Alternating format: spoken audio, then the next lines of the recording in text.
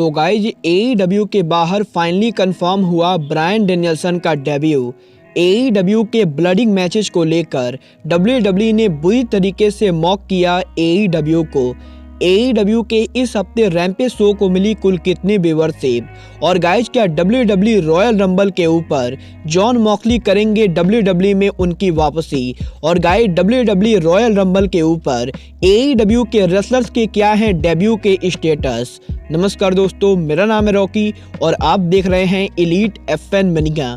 और गाइज इस वीडियो के अंदर हम एईडब्ल्यू के बहुत से मेजर अपडेट पर बात करेंगे। तो गाइज अगर आपने अब तक इस वीडियो को लाइक नहीं किया है तो गाइज वीडियो को लाइक कर देना। और गाइज अगर आप एईडब्ल्यू से रिलेटेड और भी ज़्यादा न्यूज़ और अपडेट जानना चाहते गए तो गाइज आप सभी हमारे ऑफिशियल वेबसाइट एलीट मनिया ऑफिशियल को फॉलो कर सकते गए। बट गाइज चलिए अब बिना किसी देरी के शुरू करते हैं इस वीडियो को।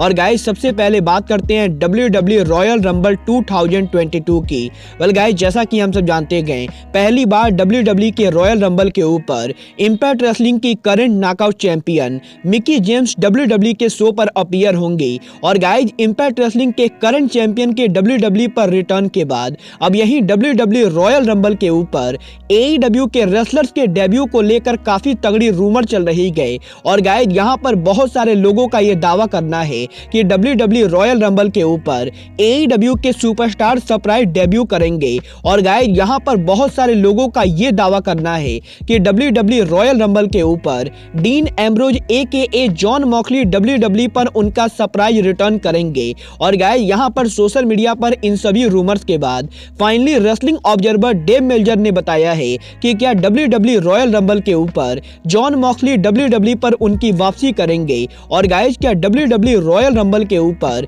एईडब्ल्यू के रेसलर्स की इन्वॉल्वमेंट होगी। और गाइज यहाँ पर रेसलिंग ऑब्जर्वर ने उनके लेटेस्ट रिपोर्ट के अंदर इस चीज को बिल्कुल ही क्लियर किया है कि डब्ल्यूडब्ल्यूई रॉयल रंबल के ऊपर जॉन मॉक्सली एकेए डीन एम्ब्रोज की वापसी नहीं होने वाली गए। और गाइज यहाँ पर एईडब्ल्यू के तरफ से जॉन मॉक्सली डब्ल्यूडब्ल्यूई पर बिल्कुल भी नहीं जाएंगे। और गाइज यहाँ पर जॉन मॉक्सली के अलावा भी एईडब्ल्यू के लॉकर रूम का कोई भी रेसलर डब्ल्यूडब्ल्यूई पर नहीं जाएगा। और गाइज यहाँ पर एईडब्ल्यू और डब्ल्यूडब्ल्यूई के बीच में इस तरीके का कोई भी एग्रीमेंट नहीं हुआ है जहां पर एईडब्ल्यू के रेसलर डब्ल्यूडब्ल्यूई के शो पर जाएं।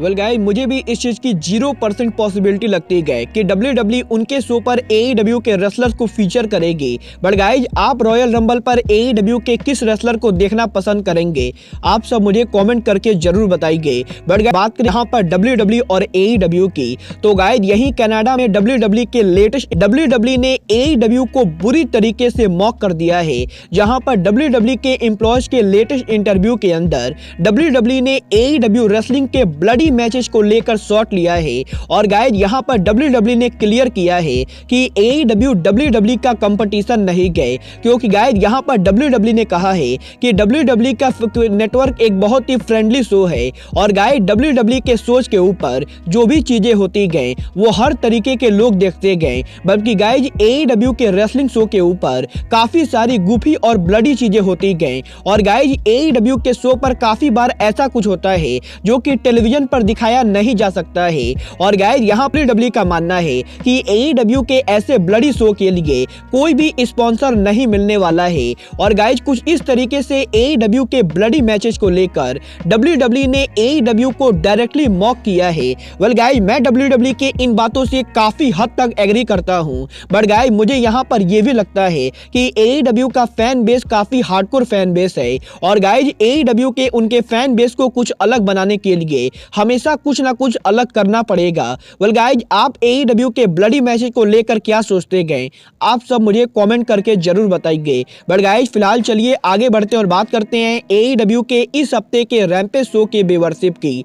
वेल गाइज बात करें यहाँ पर रैम्पेज की तो गाइज जैसा कि आपको याद होगा एईडब्ल्यू के लास्ट वीक रैम्पेज शो को 5,88,000 व्यूअरशिप मिली थी। जबकि अगर बात करें इस हफ्ते रैम्पेज रैम्पेज की व्यूअरशिप की, तो गाइज इस हफ्ते AEW रैम्पेज की अर्ली व्यूअरशिप करीबन 4,77,000 बताई जा रही है। और गाइज यहाँ पर फास्ट नेशन के हिसाब से AEW के इस हफ्ते रैम्पेज शो की अर्ली व्यूअरशिप करीबन 4,77,000 के बराबर है, जबकि गाइज AEW रैम्पेज की फाइनल व्यूअरशिप करीबन 5 लाख तक जा सकती है। बट गाइज इसके बाद भी इस हफ्ते के रैम्पेज शो की व्यूअरशिप लास्ट वीक के मुकाबले बहुत ही ज्यादा गिर चुकी है। और गाइज AEW रैम्पेज के व्यूअरशिप का लगातार गिरना AEW और टोनी खान के कंपनी के लिए बिल्कुल भी सही नहीं गए।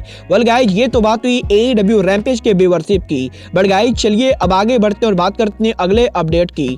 और गाइज बात करते हैं AEW के बाहर ब्रायन डेनियल्सन के शॉकिंग डेब्यू की। वेल गाइज जैसा कि मैंने आपको कुछ दिन पहले बताया था कि AEW के बाहर एक अमेरिकन इंडिपेंडेंट रेसलिंग कंपनी ने ब्रायन डेनियल्सन को अपने शो पर आने का मौका दिया था। और गाइज अमेरिका की एक बहुत ही बड़ी रेसलिंग कंपनी ब्रायन डेनियल्सन को अपने शो पर लाना चाहती थी। बट गाइज यहाँ पर AEW और टोनी खान ने ब्रायन डेनियल्सन को उस शो पर जाने से मना कर दिया। और गाइज यहाँ पर AEW ने ये कहा था कि ब्रायन AEW के बाहर अमेरिका में किसी और कंपनी पर काम नहीं करेंगे। बट गाइज यहीं अब ब्रायन के AEW के बाहर काम करने को लेकर रेसलिंग ऑब्जर्वर डेव मेल्जर ने उनके लेटेस्ट रिपोर्ट में बात की है, जहां पर रेसलिंग ऑब्जर्वर डेव मेल्जर ने बताया है कि AEW ने ऐसा बिल्कुल भी नहीं कहा है कि ब्रायन AEW के बाहर काम नहीं करेंगे, क्योंकि गाइज डेनियल ब्रायन के AEW का कॉन्ट्रैक्ट उनको AEW के बाहर इंडी शोज पर काम करने के लिए अलाउ करता है। और गाइज अमेरिका की ऐसी बहुत सी इंडी रेसलिंग कंपनी गए